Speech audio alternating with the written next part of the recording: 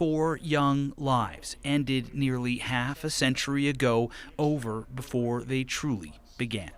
Eva Dvorak and Patricia McQueen, Patsy as she preferred, were both 14, living in Calgary, attending junior high.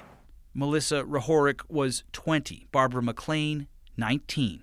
All 4 sexually assaulted and murdered in the Calgary area in the 1970s. For nearly 50 years, investigators did not give up in their pursuit to identify the man responsible for these murders.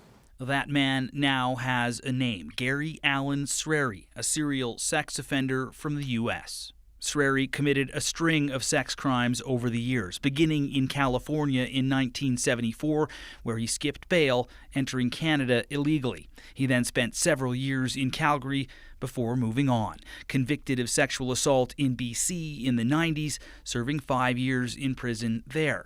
After his release, he was deported and later arrested in Idaho, charged with rape in the state in 2008. I am very upset that it even got this far.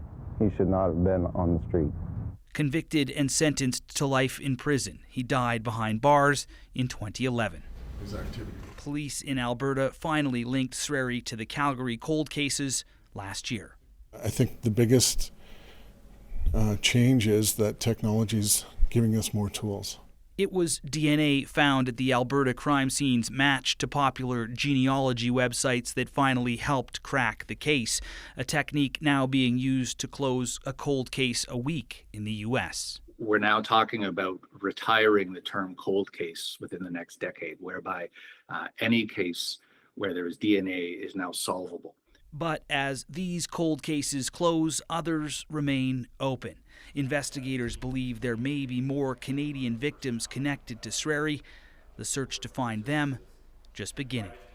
Aaron Collins, CBC News, Calgary.